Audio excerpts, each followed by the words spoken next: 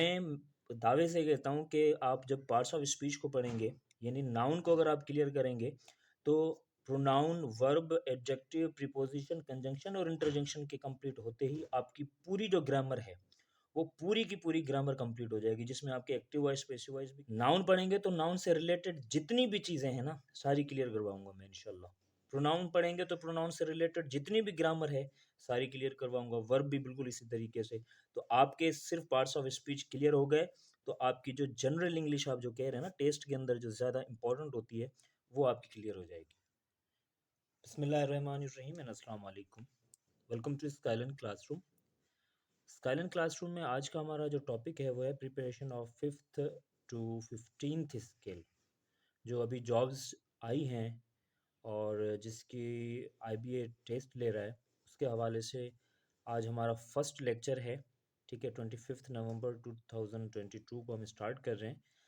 आज मैं आपको पढ़ाऊँगा कि सबसे ज़्यादा इम्पोर्टेंट जो है वो होता है इंग्लिश, क्योंकि जर्नल इंग्लिश जो है वो आप किसी भी टेस्ट में बैठेंगे तो उसमें आपको इंग्लिश वो भी जनरल।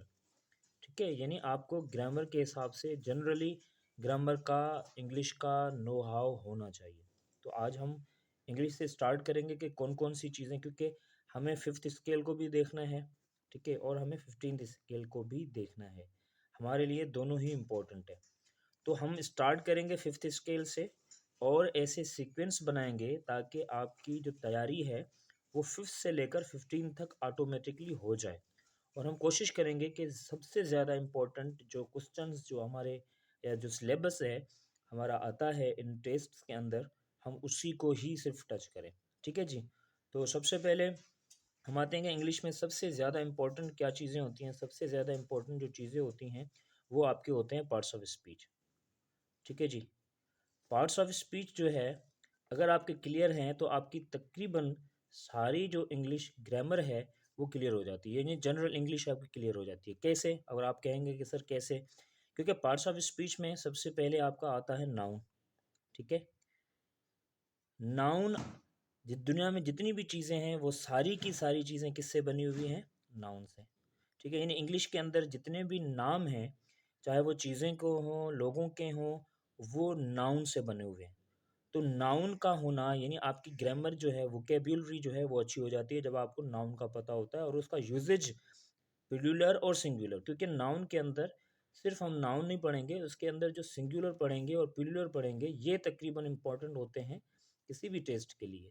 तो सिंगुलर प्लूरल का होना, उसके बाद इसका कलेक्टिव, ठीक है, और जो कलेक्टिव नाउन होता है उसका इम्पोर्टेंट होना, उसके बाद एब्स्ट्रैक्ट नाउन का इम्पोर्टेंट होना।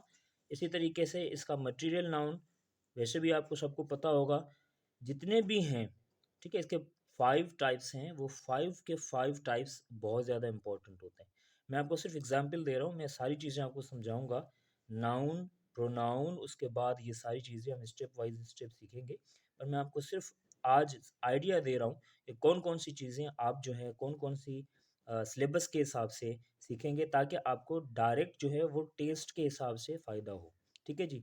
नाउन अगर सीखेंगे तो आपका जो वोकेब्युलरी है, जो सिंगुलर और प्लूरल है, और जो यूजेज है, ठीक है ना, कलेक्टिव नाउन का, एब्स्ट्रैक्ट नाउन का, तो तकरीबन जिसमें हम मिस्टेक्स करते हैं वो ऑटोमेटिकली सही हो जाती हैं।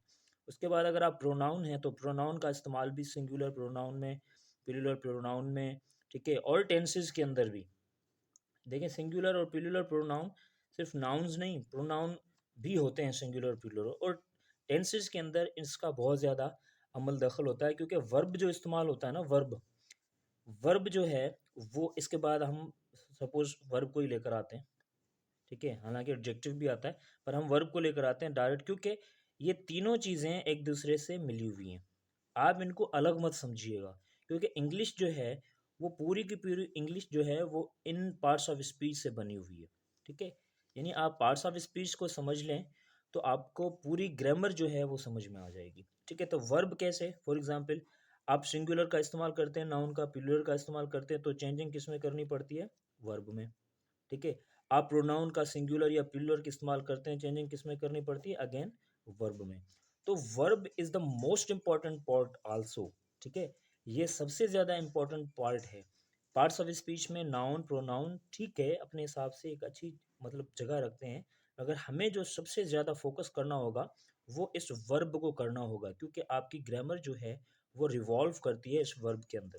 जितनी भी चेंजिंग्स आएंगी वो आपके इस वर्ब में आएंगी, ठीक है। उसके बाद आप एडजेक्टिव में आ जाएंगे। एडजेक्टिव दोबारा आपकी वोकेब्युलरी में इजाफा करेगा, ठीक है। और इसके जो सुपरलेटिव, कंपैरेटिव और ये जो डिग्रीज हैं वो ज़्यादा से ज़्यादा इस्तेमाल की जाती हैं टेस्ट के अंदर, तो हम उसको भी जो है ना टच देंगे, जो टेस्ट के अंदर आते हैं कोशिश करेंगे उस हिसाब से हम लेकर चलेंगे, एडजेक्टिव भी लेकर चलेंगे। अच्छा, उसके बाद हम जो प्रीपोजिशन है, सेकंड मोस्ट इम्पॉर्टेंट टॉपिक है प्रीपोजिशन, सेकंड मोस्ट इम्पॉर्टेंट, क्योंकि वर्ब जो है वो तो पूरी ग्रामर जो है इसके मतलब जो है रिवॉल्व करती है, यानी प्रोनाउन भी इसके रिवॉल्व करता है इर्द गिर्द, नाउन भी इसके रिवॉल्व करता है, एडजेक्टिव भी इसके रिवॉल्व करता है। मगर ये जो प्रीपोजिशन है ये वर्ब के हिसाब से भी होता है इस्तेमाल, मगर वर्ब के अलावा भी ये फ्री इस्तेमाल किया जाता है।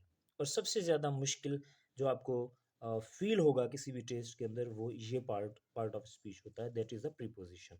इसको बहुत ही ज़्यादा डिटेल में हम पढ़ेंगे इंशाल्लाह, क्योंकि सबसे ज़्यादा जो प्रॉब्लम आती है टेस्ट के अंदर और सबसे ज़्यादा जो क्वेश्चंस आते हैं वो भी तकरीबन प्रीपोजिशंस के ही आते हैं। बाकी जो कंजंक्शन है, इंटरजेक्शन है, वो हम इंशाल्लाह कंजंक्शन भी करेंगे, ठीक है, और इंटरजेक्शन भी करेंगे। तो सबसे पहले आप बगैर टाइम वेस्ट, अच्छा इसमें आप ये मत समझिएगा कि पार्ट्स ऑफ स्पीच आपने पढ़े तो सर ने सिर्फ एक चीज़ को क्लियर करवाया। मैं दावे से कहता हूँ कि आप जब पार्ट्स ऑफ स्पीच को पढ़ेंगे, यानी नाउन को अगर आप क्लियर करेंगे तो pronoun, verb, adjective, preposition, conjunction और इंटरजेक्शन के कंप्लीट होते ही आपकी पूरी जो ग्रामर है वो पूरी की पूरी ग्रामर कंप्लीट हो जाएगी, जिसमें आपके एक्टिव वॉइस, पैसिव वॉइस भी क्लियर हो जाएंगे। क्योंकि मैं जब वर्ब को टच करूंगा ना तो मुझे लाजमी तौर पर एक्टिव वॉइस और पैसिव वॉइस, आपको पैसिव वॉइस का जो जिक्र है और एक्टिव वॉइस का जो जिक्र है, ये टेंसेस का जो जिक्र है, मुझे लाजमी इस वर्ब के अंदर क्लियर करवाना है। तो यानी आपके 12 टेंसेस तो यहाँ पर वर्ब में क्लियर हो जाएंगे। उसके बाद अगर नाउन और प्रोनाउन जब मैं आपको पढ़ाता हूँ तो लाजमी बात है, नाउन और प्रोनाउन के अंदर वही बात है कि जब आप उनको टेंसेस के अंदर सिंगुलर प्लूरल के हिसाब से इस्तेमाल करते हैं, या उनके जो यूजेजेस हैं कलेक्टिव, एब्स्ट्रैक्ट या जो दूसरे पजेसिव, रिफ्लेक्सिव प्रोनाउंस के जो यूजेजेस हैं उनको जब आप करते हैं तो ऑटोमेटिकली आपकी ग्रामर वो भी आधी से ज़्यादा कवर हो जाती है। एडजेक्टिव भी बिल्कुल इसी तरीके से, प्रीपोजिशन बहुत ज़्यादा इंपॉर्टेंट है, उसके अंदर आ जाता है। डायरेक्ट एंड डायरेक्ट स्पीच में आप वर्ब को किस तरीके से इस्तेमाल करते हैं वो भी मैं आपको बता दूंगा। प्रोनाउन कैसे चेंज होते हैं डायरेक्ट एंड डायरेक्ट स्पीच में वो भी हम क्लियर करेंगे। नाउन को किस तरीके से चेंज किया जाता है डायरेक्ट और इनडायरेक्ट स्पीच में। कंजंक्शंस को किस तरीके से इस्तेमाल किया जाता है हमारे कंपाउंड सेंटेंसेस में, टाइप्स ऑफ सेंटेंसेस में, यानी मॉडल वर्ब्स के अंदर किसी तरह, क्योंकि वर्ब जब आप डिस्कस करेंगे, वर्ब को इसको डिस्कस करेंगे तो दोबारा मॉडल वर्ब्स का भी जिक्र आ जाएगा। इसी तरीके से आप कंडीशन वर्ब का जब जिक्र करते हैं तो आपके कंडीशनल सेंटेंसेस का भी जिक्र आ जाता है। यानी वही बात है कि पूरी की पूरी जो ग्रामर आपकी डिपेंड करती है वो वर्ब पर डिपेंड करती है, ठीक है ना। मैं नहीं ये नहीं कह रहा कि 100% है वर्ब सिर्फ इसके अंदर, मैं सिर्फ ये कह रहा हूँ कि आपका जो 60% है ना ग्रामर, अगर आप इस वर्ब को सही तरीके से समझ लें, ठीक है ना, तो बाकी तो चीज़ें ऑटोमेटिकली इसके रिवॉल्व करती रहेंगी, ठीक है ना। आप एक सेंटर जो है उस सेंटर को पकड़ लें, ठीक है, इसको आप पकड़ लें, ऑटोमेटिकली बाकी इसकी जो रिवॉल्विंग चीज़ें हैं जैसे इलेक्ट्रॉन है, इलेक्ट्रॉन को बाहर हम जाने ही नहीं देंगे। ये बाकी ग्रामर जो है एक ऐसे समझ लें वो न्यूक्लियस से बाहर जा ही नहीं सकता, वो सर्किल से बाहर जा ही नहीं सकता, ठीक है ना, उसके इर्द गिर्द रिवॉल्व करती रहेगी ग्रामर इंशाल्लाह। तो ये सारी चीज़ें विद इन, मैं हर मतलब जैसे ये नाउन, प्रोनाउन, वर्ब ये क्लियर करता जाऊंगा तो आपकी पूरी ग्रामर जो है, मैं आपको दोबारा कह रहा हूँ कि पूरी ग्रामर जो है, ऐसा मत समझिएगा कि सिर्फ नाउन हम पढ़ेंगे, प्रोनाउन अलग पढ़ेंगे, उसके हिसाब से फिर हम पैसिव वॉइस पर दोबारा हम आएंगे, एक्टिव वॉइस टेंसेस पर हम दोबारा आएंगे, नहीं। नाउन पढ़ेंगे तो नाउन से रिलेटेड जितनी भी चीज़ें हैं ना सारी क्लियर करवाऊंगा मैं इंशाल्लाह। प्रोनाउन पढ़ेंगे तो प्रोनाउन से रिलेटेड जितनी भी ग्रामर है सारी क्लियर करवाऊंगा, वर्ब भी बिल्कुल इसी तरीके से। तो आपके सिर्फ पार्ट्स ऑफ स्पीच क्लियर हो गए तो आपकी जो जनरल इंग्लिश आप जो कह रहे हैं ना टेस्ट के अंदर जो ज़्यादा इंपॉर्टेंट होती है वो आपकी क्लियर हो जाएगी, ठीक है जी। तो आज के लिए मेरे ख्याल में ये सिलेबस आप सिर्फ जान लें कि नेक्स्ट वीडियो में आप क्या क्या चीज़ें पढ़ने लगे हैं, क्या क्या चीज़ें मैं आपको पढ़ाने लगा हूँ इंशाल्लाह। फिर जल्दी मुलाकात होगी। Thank you so much.